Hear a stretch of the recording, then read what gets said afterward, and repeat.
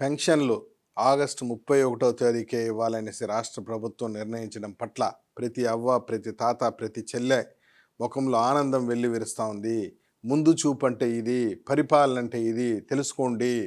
September 1వ తేదీ ఆదివారం వస్తుంది కాబట్టి ఇచ్చిన మాట ఇచ్చినట్టే నిలబెట్టుకోవడానికి కోసమని ఆగస్టు 31వ తేదీనే సచివాలయం సిబ్బంది ద్వారా ఈ రాష్ట్రంలో ఉన్నటువంటి 64 లక్షల మందికి పెన్షన్దారులకి 4,000, అదేవిధంగా వికలాంగులకు 6,000, అదేవిధంగా డయాలిసిస్ పేషెంట్లకు 15,000 పెన్షన్ని అందించడానికి రాష్ట్ర ప్రభుత్వం ముందు చూపుతూ ఏర్పాటు చేయడం పట్ల ప్రజల్లో ఆనందం వెల్లివిరుస్తూ ఉంది. ఎక్కడ చూసినా హర్షం వెల్లివిరుస్తూ ఉంది.